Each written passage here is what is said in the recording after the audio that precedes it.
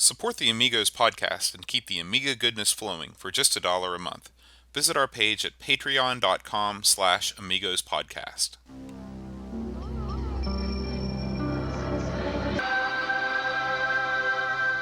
Amiga, the first personal computer that gives you a creative edge.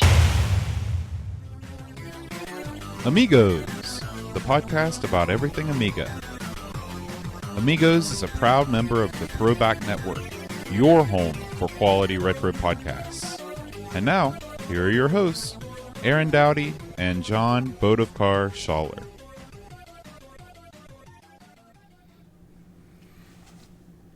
Hi, everybody, and welcome to Amigos. I'm John. And I'm Aaron. And today we are going to talk about Star Control.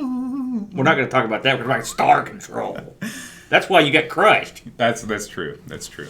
But before we do, we got some feedback. No. Sean Courtney wrote in to say, I've got a surprise. He said he's surprised at me for not catching this. Sanford and Son was based on not Amos and Son. I said or Aesop. Said. Aesop and Son. I don't know where the hell I got that. Steptoe and Son. Steptoe. It's close to Aesop. Starring none other than Wilfred Bramble as Steptoe, a dirty old man. So, Do you know who Wilfred Bramble is? I don't know. I know who Wilfred Brimley is. You never get any older and you never die. Is that what he said? Diabetes. that's. He's got two things he's ever said, and I just said both of them. You just summed up his life in one sentence. You will not die from diabetes. And he said that so Chris Folds is giving away 10 beers, and he says it reminds him, this is Sean again, of the 2 meg/8 meg chip RAM jumper on the Amiga 4000, which came to be known as the free beer jumper, because you're just as likely to be able to get free beer as you would to be able to get 8 megs of chip RAM. So this guy's been around the block. Yeah, Sean Courtney knows what he's talking about. I like how he badmouthed you for not knowing about Steptoe and Son. You know, He doesn't know anything about that, do you? Did you have any idea that'd been a show? I didn't know that. I didn't know that it was called Steptoe and Son. I knew it came from from England, just like someone you did. mentioned some other shows that came from England. That did you see? I guess that's not part of your. I didn't write that down, but yeah. I did see that there's quite a few. Well, we copy a lot of stuff in this do. country because we do. That's how we're not really that innovative. No, you know.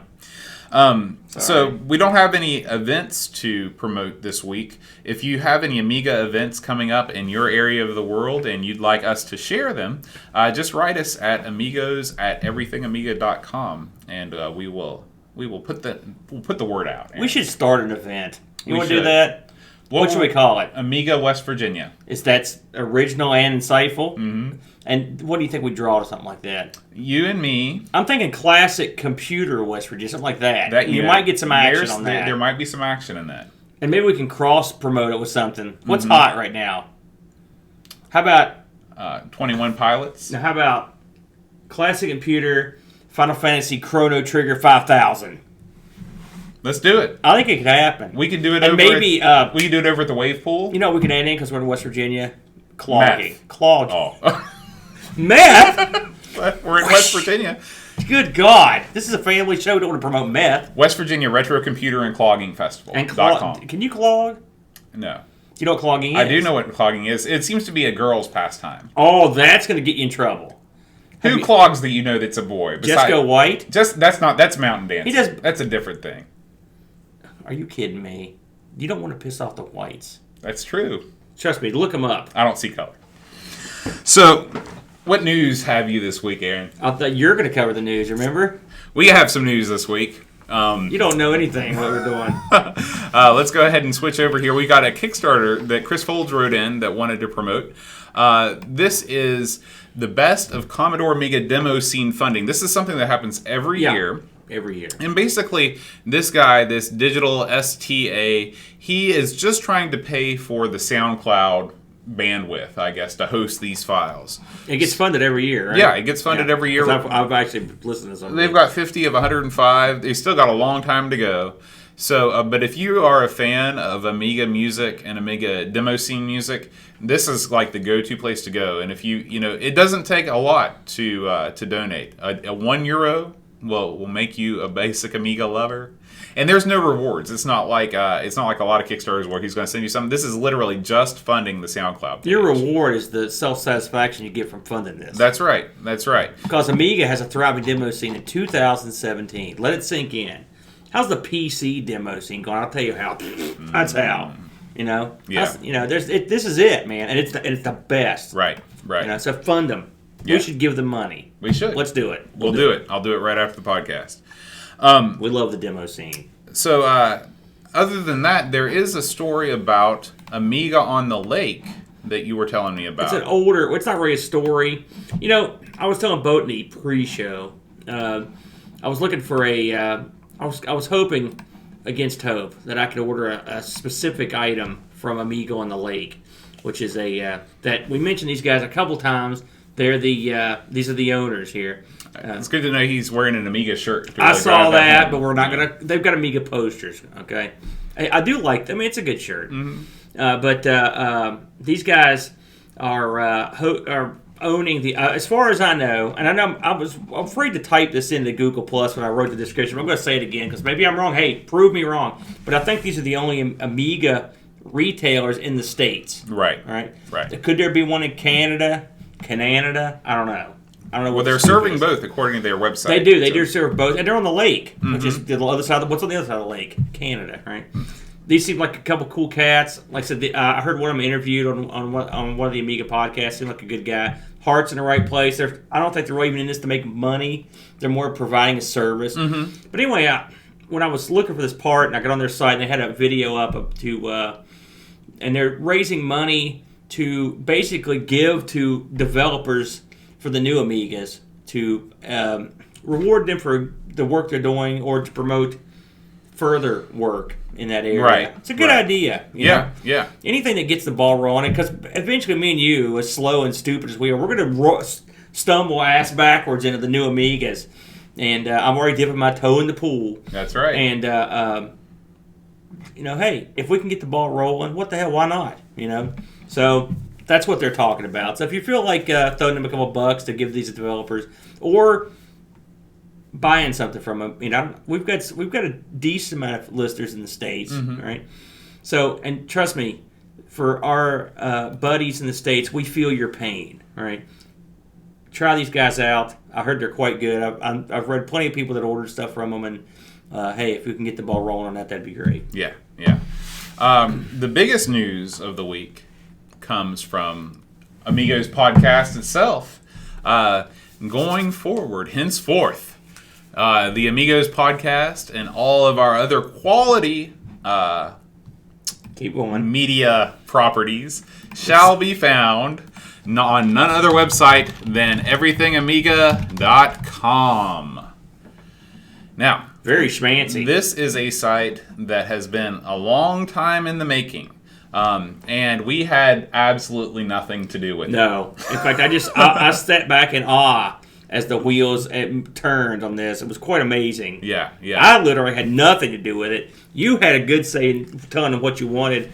Go ahead and roll call the champions. So this is really the brainchild of mainly Jason Warrens, with help from Will Williams and Chris Folds with technical expertise, and of course, Dreamcatcher was involved with making sure all the formatting for his tomes were correct. Yes, and this is the end result. So as you can see, we have all the newest features are at the top. We got a special section for the podcast, of course. Then we have sections for the Amigos Press, all of the long form articles. All of our how-to guides and Amigos labs are here, and then a section for our Amigos Plays videos. And the store. Yeah, the store is also over here, Amiga Tees. All the archives. Just in case if you haven't seen Amiga Tees yet, I'll give that a quick plug. This is the official show shop if you're interested in buying some Amiga tees or... Insultery Atari tees. Also, or if you want to get that certain special someone in your life their own Amigos tee. And who doesn't? Then all of these shirts are here at tpublic.com. Just search for Amiga tees, or you can get the link right off our site. If you want to get lynched at an Atari con, for example, I suggest the Atari ST garbage t-shirt. That's true. If you want to be killed. while we're here, we also have a new issue of Amigos magazine, issue 4. Which is great. Yep, which has just been released. And don't forget about our forums. If you're still one of the old school fellas or ladies that likes to check into the forums, let's see how much is going on here in the forums. Not a whole lot they just yet, went up. but they just went up. Yeah. And if you want to be if you're one of these people that likes to stake their online claim and be able to brag that you were there first, and let's be honest, that's everybody on the internet, then you need to sign up and start posting on the forums, because it's going to be a hopping place here. I dig soon. forums, personally. Yeah. But, as a lay person who doesn't know anything about it, HTML or coding, any of this sort of stuff, I have to say I was very impressed. And the guys that worked on this are just stars. They did a great job. Yeah, and I asked Bo, and Bo, you'll probably recall, I said, do we really need this? I mean, do what we're doing merit this? And that's questionable. But this is a site that is bigger than a lot bigger than a podcast. Like, this is a good launching point.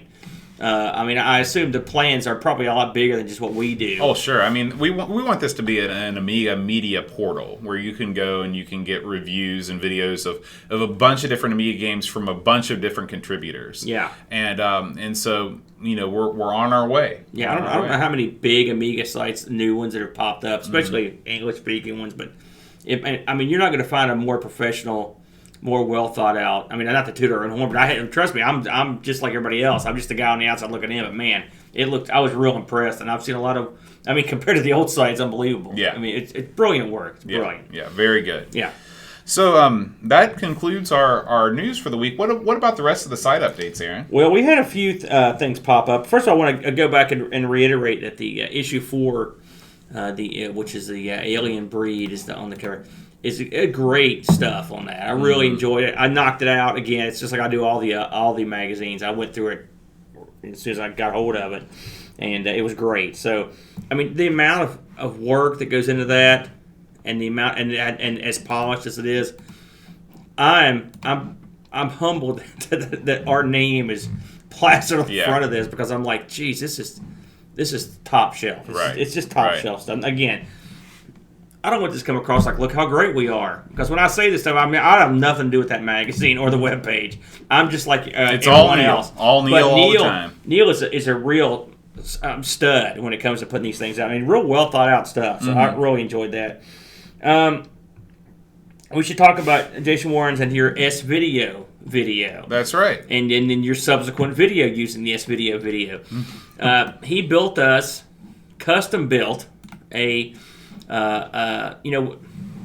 had all this trouble getting video out of the Amiga, and we resorted to this wacky arcade interface gimmick, and it was just an ugly, unyieldy hunk of crap.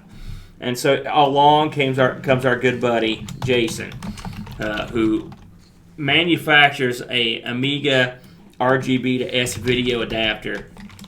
I mean, this is all his design, right? I mean, he cooked everything up. It looks like something you would want to buy, frankly. He should sell these. I don't know if that's been talked about. Oh, I think he's pondering that. He should absolutely sell them. But you'll notice that Bode has the House Amiga, as we call it, now has S-Video output. Now we're in business. And Bode this week did a first video, which was Kicks, which is a game I've always liked. I've liked it on many different platforms. So it's just a fun game and a creative game. And I don't think there's really ever been anything quite like it. Right. And it's using the new Amiga. It looks great. And we will start cranking out a lot more true Amiga stuff with this adapter. So again, big thanks to Jason on that. I wanted to mention this last week, but I forgot in our Rocket Ranger podcast. The front, we didn't mention anything about the art on the front cover, and I know this is kind of a weird thing to bring up in the news, but man, the art on that is outstanding. So if you haven't seen what the cover of this thing looks like, just the cover of Rocket Ranger, it is tremendous. It's so awesome looking. It looks like it makes you want to go see this film. Yeah, it's got the right feel of that kind of genre of a serial star with the sexy chick in his arms and the Nazis and looking befuddled as the Rocket Ranger streams overhead. Just a great. Great thing. There it is. Yeah, it looks great. That's where I was looking at our webcast. It's like, man, that's so pretty. I wish we'd mentioned that, so I thought I'd mention it. Dreamcatcher did quite an article on the Captain Planet video game. There it is. It's crazy how you anticipate my every move. And I hated this cartoon so much when it came out. You were a little bit too old for it, I think. No, there's no one young enough for this. So you're saying that Luke would not appreciate, you would not show this to Luke, you wouldn't expose him to it? No. What about the girl that goes, heart? No, none of that. Captain Planet, to me, if you've ever watched Young Ones, have you ever seen Neil the hippie? Mm-hmm. That's what Captain Planet should look like, a dirty, long-haired hippie. That's what Captain Planet, not shiny, silver, no good. But, Dream Catch-Up, it's his usual stellar stuff. Yeah. He goes deep, deep, deep down. Chris Folds, it's funny that you mentioned this in the pre-show. Chris Folds has an article up, and it's 5 games that don't start with the letter S. He picks 5 games. I was commenting on the live stream that there are just so many games on the Amiga that start with the letter S. Did you look over what he found? I just want to touch on a couple of these because a couple I haven't played. Detroit. He also makes the claim that PGA European Tour is the best golf game on the Amiga. A tall boast, if I may say. Well, Lynx is on the Amiga, and I thought Lynx was a pretty good game. We're definitely going to have a golf. We haven't had a golf game for a while, so we may have to slip one of those in. He also mentions Jet Strike, which I have not played, but this is a game that I played the heck out of when he mentions New York Warriors. Is that like Warriors? It's sort of, yeah. It's sort of like... it reminded me of like Commando or Ikari Warriors or something like that. I used to play this game quite a bit back in the day. So anyway, Chris does a good job on that one. I enjoyed that one. I think that's pretty much it. I didn't put anything out this week. I've had a lot of work-related stuff. There's my excuse. I'm sticking to it. So I think that sums it up, sir. All right. Well, let's jump right into the game. Star Control. I suggested Star Control. I've been playing this game for years. I do own the discs on the Amiga for it. And I learned so much researching this. That's so crazy that the path people take to get stuff. So, Star Control is a game. You really don't think of the Amiga as the platform. I played this most of the time on the PC until I got an Amiga. But the Amiga version, in my opinion, is by far the more superior of the bunch. So, Star Control came out in '90. Published by Accolade. We've covered several Accolade's games on the show. In fact, recently, too, we did 4th and Inches. We did the Elvira's, Bar Games, Hardball, and Test Drive. Which we haven't done Test Drive. We should probably get on that at some point. It was developed by a gang called Toys for Bob. Have you ever heard of Toys for Bob? No. Toys for Bob, and this is something I learned during studying for this, they're behind one of my son's favorite games. Skylanders. Really? That's their baby. They got bought lock, stock, and barrel by Activision, and they make the Skylanders games. They did all right with those. Oh, yeah. They got a lot of my money. My kids got a huge sack of Skylanders. And so these guys are think out of the box types. The dudes behind Toys for Bob, and I hope I don't butcher this guy's name, Paul Reich. It's Reiche or Richie the Third, and Fred Ford. Now, Paul also was behind. He was the developer on Archon, which loved me some Archon. Didn't know that either. A little bit of backstory on these two guys, because these guys really deserve a lot of credit on this. Paul Reich III started his career. Get this. He was making, he worked for TSR and worked in the Dungeons and Dragons games back in the 70s. Now, I don't know how many of our listeners were old D&D hands like myself, but this guy he was developer on some good stuff and some stuff that kicked my butt. Isle of Dread. Isle of Dread, I think that was X2. I think it came with the Experts. I think that one came with the Expert box set. And it was I remember I had a monk on that game. I got caught stealing some stuff, and they sewed gold coins into my guy's chest for being a thief. Holy cow! Yeah, wow. yeah, he didn't do very good in that. But I remember that. That was a million years ago. He also did Slave Pits of the Undercity, and he did basically a couple of the Slaver series, which there were I think there were 4 books on the Slaver series. Great series. If you're no D&D player, these are pretty famous. And then he did one of my all-time favorites, the Ghost Tower of Inverness. I've ran this module a million times. Is that the one that you did last year? I've ran it in the last couple years. I have. And it's a great module. Now, I don't know fully how he was a developer on these. I don't know how much of it came from him, but hey, it's still pretty awesome. He also worked on a game called Mail Order Monsters, which I've not played, but I've heard about quite a bit. And he also worked on the Starflight series. Oh, so this guy's got quite a pedigree. Yeah. He's been around. This was all. A lot of stuff was for the EA. So eventually, he decided to form the Toys for Bob with Fred Ford. The way that ended up happening was Ford did a lot of stuff. His earlier games were all stuff for Japanese computers, which is weird. That is weird. So a lot of his stuff, this early stuff, never got picked up in the U.S. I wonder if it's a thing kind of like how Wizardry was huge, much bigger in Japan than it was here in the States. It was big here in the States. Really? I didn't know that. Oh, yeah. No kidding. It sold huge numbers. So basically,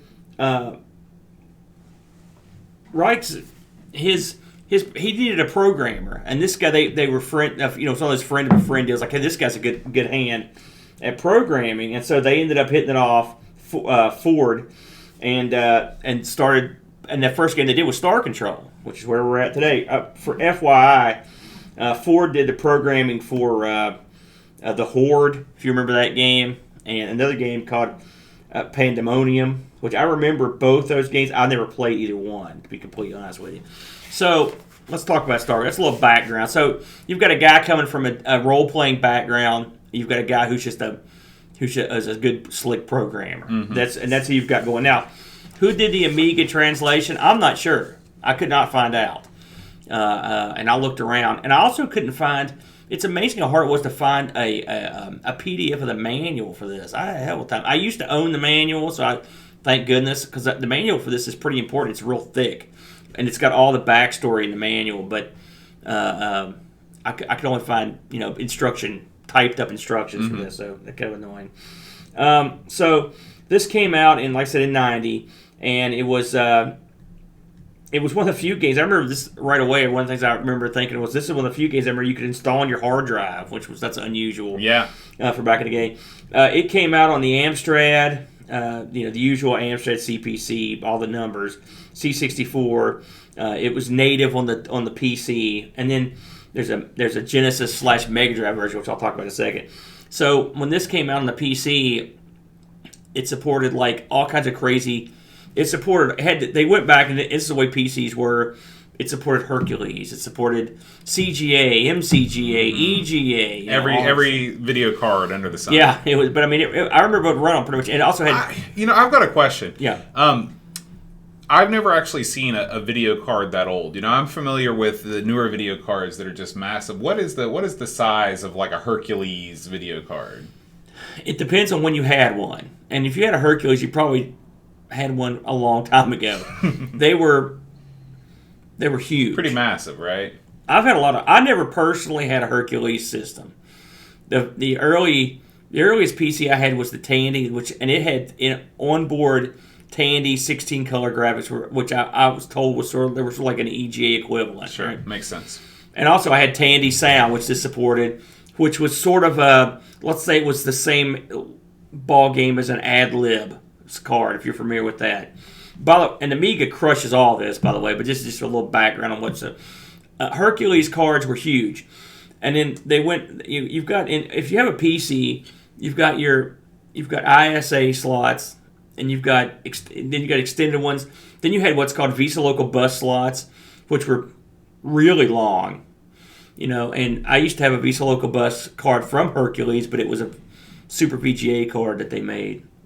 It was huge. All those old cards were massive. Mm-hmm. The sound cards were massive. It was all massive, So the Amiga, if you look at what they packed onto that board, it's amazing. It's quite astounding, because you're talking 85 to 88, where you've got the PC, the amount of material it took to generate crap was amazing compared to what the Amiga was compressed. Right. Those guys knew what they were doing. Yeah.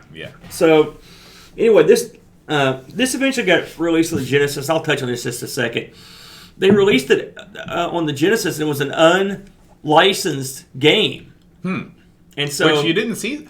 I can't recall seeing that many unlicensed games for the Genesis because the Genesis or Sega made it so easy. It wasn't like Nintendo where you had to jump through a bunch of hoops. And there was a court thing, and apparently it was real bad. They rushed it out the door, and they ended up settling on it, and they worked something out, And we're not going to touch on Star Control 2 very much in this because, unfortunately, Star Control 2 didn't come out on the Amiga, which it's a shame. Sucks. But there are Amiga ties to it. Mm-hmm. These guys use D-Paint all over the place to do all the art for these. Really? Yeah. And, I mean, that was their thing. And I was watching, if you get on YouTube, and I'll link this up, there's a post-mortem on Star Control, and these two guys are on it. And they talk about they were wanting to have better music. If you listen to the first song, and they don't take full advantage of the Amiga music-wise in Star Control. It's better than the MIDI stuff that they did on the PC.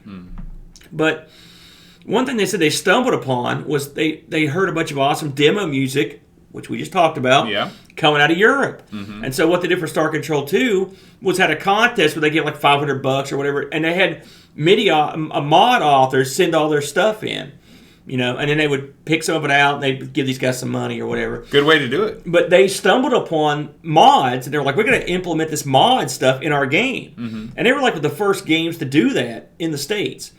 And so you've got D-Paint and mods and I guarantee you a lot of these mods are generated on Amiga. So I would wager a good chunk of the music from the second game was actually generated on Amiga originally or produced, I guess is a better way to put it. Pretty neat, and all the art was done there. And just one more little thing. If you're an old D&D guy, you'll remember the name of Errol Otis. He did a ton of illustrations for D&D manuals. Errol Otis, Esprit Turbo? No. And among other things, he did the old cover for the deities and demigods. He did a bunch of art in all the old modules. He did all the art for for Star Control 2's manual. So it's another D&D tie from back. I like that they kept ties with their boys. So what is Star Control? It's really two things, right? When you boil it down, you've got a light strategy game, right? And then you've got a arcade melee game, all right? So let's start with the light strategy game. This is, in some ways, this is like Rocket Ranger, which also had a light strategy, but this is a full game. So one of the things Star Control had was if you look at Star Control, the full name is Star Control Famous Battles of the Urquan Conflict Volume 4. That's what it's called. It's like Leonard Part 6. So I pirated this before I actually owned it. All right, pressure's off. I own it, but I didn't have a manual. So for me, it was just like, let's get in here and kick some tail. If you read the manual, it's like 50 pages of backstory for this game. And the backstory in the game is your Earth has just gained sort of space travel abilities, and an alien race contacts Earth and says, listen, we're going to contact you, but this band of space race called the Urquan are getting ready to blow up our alliance, and we need all the help we can get. We need you to come out here. And the Earth is like, well, why didn't you tell us earlier? And they're like, well, it wasn't anywhere near here, but now you're in trouble. We need to help us. And so the Battles of the Urquan Conflict Volume 4, all that, this is sort of a historical record of the battles that took place during that conflict. And all the stuff in the strategy area, all the different missions are battles that took place in the overarching conflict that was that part of history. Right? Does that make any sense? And so it's pretty deep. Yeah, it is. It really is. And the second game elaborates on it much more. Okay? All this is stuff that was in the manual. So in the strategy game, you're reenacting these battles. And it's pretty simple stuff. And they take different forms. But you're trying to gather resources in ships and outmaneuvering and building bases and moving your star base to try to defeat the bad guys who are trying to do the same thing. And then in the strategy game, whenever you come into conflict with one or more ships, it takes you to the melee part of the game. Right. So when I heard this guy, I didn't know this either. When I heard this guy was behind Archon, it was like hit me like a ton of bricks. It's Archon in space, effectively. Archon in space. Yeah. What you doing now? So that's when you would go into the melee phase. Okay. So, but that's the strategy game, effectively. It's not. There's no role playing element. There's nothing super deep. But that's what it is. I mean, it is deeper than Archon in some ways because. Oh no, yeah, it is. Yes, you can build out. I don't know how much of the strategy part have you played. I've played back in the day. I would play quite a bit. Okay, so you're familiar with like all each one of your different vessels has different abilities. You can mine for resources. Right. You can colonize planets. There's a lot of stuff to do. It's much more than just space combat if you choose to play it in the full-on simulation mode. Right. But I mean, when I compare it to Archon, it definitely is deeper. There's no doubt. But it's Archon was chess with an arcade element. Mm-hmm. This is space strategy with an arcade element. Now they've made it easy for you in some ways because some people may want to play this strictly as a strategy game, which you have the ability. If you're no good at the arcade element, you can have the computer play your arcade element. Conversely, if you're no good at the strategy element, you can have the computer control the strategy element, and you can play the arcade element. Right. Which is cool, You also can make your own scenarios. Now, I personally have not done that. But I know it's there, so I can't comment on the richness of that. This game was an immense value for the money. Yeah. Because if this was your only game, say, and you're 12 or 13 years old and you've got a buddy, you could create scenarios and play against each other till the cows come home. Yeah. And the 3D spinning star map, which we're actually looking at, was pretty well done. I mean, it's not the easiest thing to navigate, but it's not the worst. That is my... Do we want to get in to start talking about what we like and what we don't like? Well, let's talk about the melee part. So anyway, the strategy part, you've got that. So the melee, then there's a practice mode which is basically practicing the arcade portion. Okay, then you've got straight up melee. Now, again, this is they've done a good job of taking care of you as a player. You can pick the skill level. You can get your practice in. Then when you play the melee, you can play the computer or you can play a person. The game's been good to me ever since I was a lowercase g. Now I'm a big G. Girls see I got the money. $100 bills, y'all. If you were from where I'm from, then you would know. If you can get yours with the big black truck, I can get mine with the 6-4. Come on, you can join anytime you want. Whenever it is. I think I'm having an aneurysm. The party's on the way. What the hell are you doing? So get up the truck, throw your hands up, and let me hear the party say, I'm kind of buzzed because it's all because. Oh yeah, it's come back around again. This is how we do it. That was what you were setting up this whole time. You said the games take good care of you. I was just stepping in with my part. You've lost your damn mind, Bo. I have no idea what the hell you set me up for that. I'm going to set you up for something here in a minute. Double goozle. Disappointment. What do you think about melee? We know what we think about your musical taste. What do you think about melee? Well, it's very, very basic. You're limited, once again, by one button. The controls are your basic sort of asteroids type, aim your ship in a certain direction and thrust. Except for one ship. Now, yeah, or you aim in the opposite direction. Now, that being said, the game does a fantastic job of giving you a bunch of different ships with a bunch of different powers and a bunch of different abilities that are all truly different. Yeah. And I really applaud the game's designers for that. Yeah. It's funny. The controls, I will say, but the buttons didn't bother me because it's pretty simple. It is very simple. It's having both your weapons. The buttons, the controls are okay. Mm-hmm. I thought the controls were solid.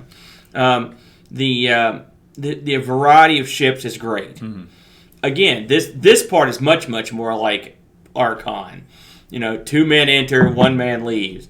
But the variety of guys, and it's Archon. The guys were different, but they didn't have a lot of work with graphically. The guys look different. You've got all these different crazy aliens. Yeah, I was frankly stunned by the variety of weapons, the different abilities. Every ship behaves differently, radically differently. And the way that they can, the thought that they put into it, knowing that they were just going to have one button and 8 directions to work with, is great. It's awesome. Oh, did you have a favorite? Having played you with this, I'm guessing the Urquan were your favorite. If the tables were turned and you were using that keyboard control, we might be singing a different song. I understand, but I'm just asking you, do you have a favorite? I like the. I don't think they would. I like the anything that has the homing missiles, because you can kind of do some damage with those. I like the thing where you just turn your ship into a flying potato and just ram it at the other guy. The fireball. Yeah. The vacuum cleaner thing was cool. I never got a chance to really use it right. Yeah. But I'd like to see that. I don't know. It's hard to choose a favorite. Do you have a favorite? I like the Earth ship. Again, because I like the homing missiles, and those lasers are pretty good against the Urquan because they zap anything that's near the ship, so that you can have a good run with them.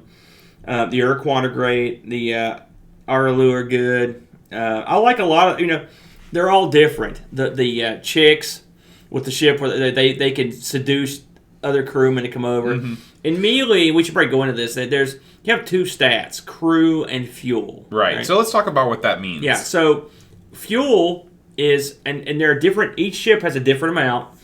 And as you fire your weapons, you'll deplete that fuel or use your special abilities until that fuel's gone. Now, the good thing is if you stop firing, it will regenerate. Mm-hmm. Right? Then you've got crew. Crew is basically the hit points, the amount of damage you can take. Some ships have a ton of crew. Some ships have practically 0 crew. Yeah. And it's really odd that they decided to use crew as your hit points instead of shield. Yeah. Because it's not like the guys were just like strapped to the hull of the ship taking bullets for you. I mean, you've got some that, and some ships can actually replenish their crew can steal other crew. Mm-hmm. And I believe one ship, I get this game confused with Star Control 2 a lot, and there's different races, but I believe there's one ship that can regenerate crew, but I can't remember off the top of my head. The weapons, the looks of the ship, the strategies behind how to play the ships and against different opponents. Mm-hmm. There's a lot. It's for a melee, and it's much deeper than Archon in terms of that. Yeah, and another thing that we should mention is that the playfield scales. So if you are far apart from your opponent, you don't just fly off the screen, and the screen doesn't immediately just wrap around. It zooms out, so your ships become smaller, but you can still attack and do whatever you want. It's really neat in an era before they could really zoom the playfield like you would in a modern game, the way that they handled the scale involved in space warfare. Yeah, and then there's an aspect to it that's asteroids-like when you wrap the screen. Mm-hmm. You can sort of go as fast as you can away from your opponent, kind of hope to catch them off guard. Yeah. Then you've got gravity and the planet that occasionally show up. So there's aspects to it. I mean, again, is this the deepest? Is this Star Wars Battlefront or something kind of no? This is almost as basic as it can get. I mean, it's basically Space Duel or computer space, but it works. Yeah. And this game, the funny thing about this game is every time I upgrade or move to a new system, this game always tags along. They made an Xbox port of it. It's out. It's got its own little download port on the Raspberry Pi. Mm-hmm. This game's very popular. I believe it was PC Gamer. What is it? It was the 17th greatest game of all time. Star Control 2, I should say. Star Control 2. We should probably talk about the other Star Control. And again, Star Control 1 was the only one that was released on the Amiga, but the Amiga could have easily handled the second one. And I wonder why it wasn't produced, because they came out pretty close together. I don't know if Accolade just gave up on the Amiga at that point, or I don't know what happened. I think that. When was Star Control 2 released? Do you remember? I think it was like 92. So the Amiga was still swinging. So I don't know what happened. I tried to find if anyone had anything to say about it. I really didn't see anything come up that said why they didn't do it. Mm-hmm. But Star Control 1 is a solid game, especially for a first effort. The majority of people consider Star Control 2 the gem of the series, including myself. Aside from the fact that the melee is virtually identical, excuse me, with more ships. Mm-hmm. All right, the strategy element is sort of gone, but what they've replaced it with is a very deep adventure element that has a lot more depth. There's a lot more exploration. It's an adventure. I will say this, spoiler alert. This game recaps a war that Earth lost. So in the second game, the Iroquois they gave Earth a choice. They could be our thralls, which is in this game the evil fleet. It's the Iroquois and all the suckers they crushed. They're basically working for because they got crushed by him. But they give Earth a choice. You can be our thrall, or you can be our slaves, and we'll just seal up the Earth so no one can get there. And that's what Earth chooses. So in that game, you're off Earth. You manage to get this awesome ship. You come back to find out what happened. They're under a shield. You can't even get there. So and it takes off from there. But it's a lot more adventure and a lot more dialogue driven. But the melees are virtually identical. So if you're into just the melee, you just get more ships. Sort of like Street Fighter. You just get more guys to fight with, right? Yeah. But it's considered the primo cream of the crop. Star Control 1, though, is a solid game. The strategy game is pretty fun. I think. I had a couple major issues for two reasons with the strategy portion. All right. The first is the rotating playfield. I will say. I realize that it's cool. It's cool to is. look at, but it's really difficult to figure out where you've been and where you're going when the playfield continues to move before your eyes. Yeah. The other thing that I had trouble with is the size of the stars and the planets. I mean, they're literally 1 pixel big. Yeah. And the color is what determines their status. And so I'm sitting there squinting at this thing being like, boy, how would you even be able to see this on a non-high-res monitor? Well, I can't argue with you on either one of those points because I have a hell of a time seeing, and I get lost on that damn map all the time. I mean, it's one of those things you can get used to it. I equate it to taking off in Rocket Ranger. You can do it, but you might not get it right every time. And there are some times where you just won't be feeling it, and you're going to feel like a jackass. Those are problems. The strategy, like I said, I like the strategy portion of the game, the map is a hindrance to a certain degree. The thing that really saves it for me, and the thing that gives it the personality, is the little animations that you see on the side when you're building mines or whatever. You see it going on, in that little window. Yeah, the little windows are great. The different, like I said, the aliens these guys look alien. Mm-hmm. Yeah. I will say, I don't know how many. Of course, a lot of people in the UK were into B5, but this game reminds me a lot of Babylon 5 and storyline. You've got this evil old race that's bringing out all of its evil thralls to take over the good races. And in the second game, they uncover this artifact that's going to end the universe, and the good races have to come and it reminded me very much of the storyline B5. So as a B5 fan, it appealed to me. Special effects also highly comparable. Those were made on Amiga. You ass, I'll kill you. Don't ever drop on B5. That thing's a bomb. Anyway, so overall, how do you rate this thing in the pantheon of games? This is a tough one, Aaron, because this. I can tell you're conflicted on this one, aren't you? I am conflicted because rating it on the merits of a game like this today, it would be like if we reviewed Elite. For what it is, from when it comes from, it's an awesome game. Yeah. But I have a hard time reviewing it in a vacuum like that. I have to think to myself, is this a game that I would go out of my way to play again and play it over and over again, even after we're done with it? And the answer is that I don't think I would. I think I would opt for a newer game where the strategy components are a little bit easier for me to navigate. I don't need to have the manual to understand everything. Now, that said, I did have a lot of fun, even with my hampered controls playing against you in the melee mode. I think that's still, with those controls, it's timeless, I can understand what you're saying. Given the choice, I would play Star Control 2, except it's not on the Amiga. That said, the strategy thing is fun, but I almost always played this exclusively in melee mode with my buddies. Mm-hmm. we would come over and just play round after round after round. And when Star Control 2 came out, it took me forever to actually play the game because we just played round after round after round of Melee. Right. The Melee is gold, solid gold. It's old school as it gets. Yeah. And it's fun. I agree.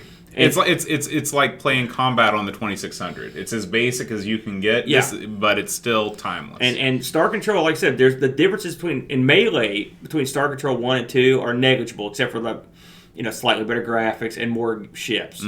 But Star Control 1, man, when I jumped back into those shoes this week, I just jumped right in. I picked it right back where I left off. I was always a decent hand at it. I'm not the best, but I could go pretty well. And I have fun with it. That's the thing. I have fun with it. Would I pick it up and play strategy mode over and over? Probably not. I'm not going to lie. Again, the items you touched on are what kind of annoy me about it. But really, it's just a vehicle to get me to play Melee, which I can play without playing that. Right? Maybe I'm not the deepest guy when it comes to that stuff, but I'd rather just fight. And I'll even fight the computer, and I think the computer's a pretty fair opponent, generally, depending on how you said it.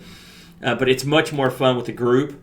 In fact, I think you've probably been around where me and my buddy Chad sat and played it for hours. Oh yeah, played the hell out of it. Yeah, I can see Chad really getting. Yeah, into he's a real good hand at it. So, yeah, I sort of agree with your assessment on the strategy part. On the Melee part, you could put it on any time. So there's that. I had to look at this on eBay. I thought there'd be oodles of these. I'll be honest with you. I found one. Really? One for sale as of 2 days ago. Wow. In the UK, $60 shipped in US dollars. So that's pretty good money. I found one other one that had sold in December. Think about that. There's 2 box copies of this that had sold recently. And it was in December, and the one in Germany sold for about $30 US dollars shipped. So I was surprised, to be honest with you, because I know they had to have sold oodles of these. Yeah. So if you've got a copy of Star Control 2, boxed, or just the discs like I've got, you might hold on to that. It may be worth something. That surprised me. Reviews. So this game got decent reviews. It wasn't like the end-all be-all of games. I will say. I was surprised at some of the reviews. Amiga Action in April of 91 gave it 79%.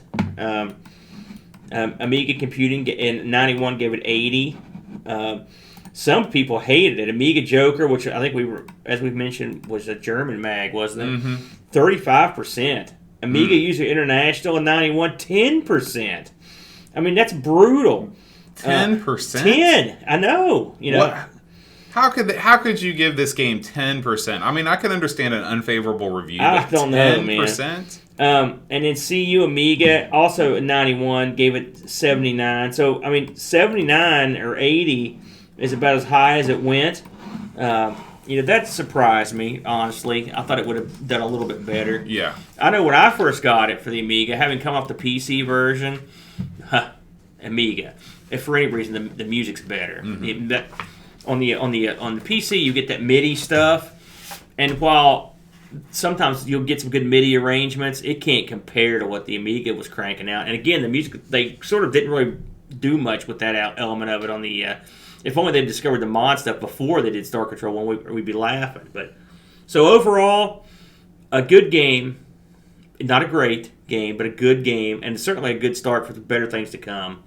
And it's worth checking out, if anything, just to throw it down with your buddies. I look at it the same way I look at like Worms. If you want something to do for like a half hour, load up Melee, get your buddy, your brother, your kid, beat the crap out of them. Yeah. All right, well, let's move on to our question segment. We got one question this week, comes in from David McCrandles. He says, if Aaron's beard gets long enough, can it be braided, and can John throw axes at it Heimdall style? That's a good question. This is about as long as I can grow this beard. Not because I can't grow not because I don't want a longer beard, but it just stops. It's a natural thing. You've tried to go longer before? I've had it longer, but it's a long haul. There's nothing that says I can't grow a long beard at work or anything, but I've got the longest beard. I've once performed with an oboe player. Yeah. And he has a beard about the same length as yours, but he keeps like a small strand of it like extra long. He's got like a reverse rat tail. Right. Those are no good. No good. You don't approve. I would like the big, like he was talking, the big dwarf braids. Yeah. Now I believe in Heimdall they're throwing them at a chick's braided pigtails. Right. This would be an inverse of that. Yeah. And I'm not just going to sit there while you throw axes. Having seen you stagger around this room, I'm not convinced you could throw an axe effectively. That's probably true. I'd throw it and hit myself. Good question, though. Yeah, thank you, David, for writing in. And if you would like to send us a question, you can send it to us at, still questions at amigospodcast.com. Nothing's changed. Nothing's changed. I'd like to thank all the folks out there on YouTube Gaming that are watching us live.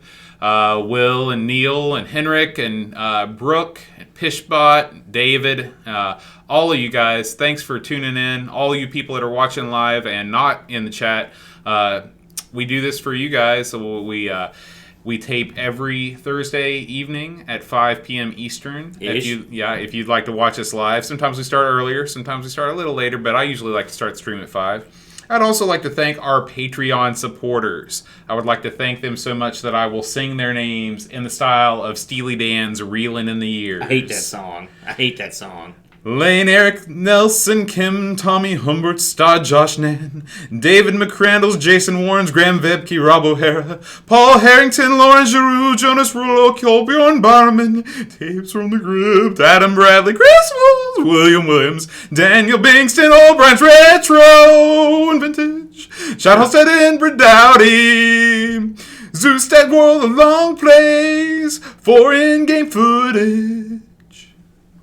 Like that? No, I thought you would. I'm not a big fan. How do you not like that song? That's one of my top 5 songs of all time. That one is. Yeah, man. If I would have known you hated it so much, I would have brought my guitar. I can play the solo from it. Well, you could try to enrage me. Isn't that Isn't weird? that the point of the podcast? Weird rap. You stuck in the middle of it. Wasn't that enraging enough? My God. All right. So next week, Aaron, you have any idea what we're going to play? I thought we would go with a strategy game, but it's a fun strategy game. It's called The Lost Vikings. Oh, never mind. I take back my derision. Also, since he talked about the beard, I was like, the Vikings, the Lost Vikings, man. That's all right. How about you? Down with the clown? I'm down with the clown. Right, man. Lost Vikings. All right, guys. Until next time. Adios.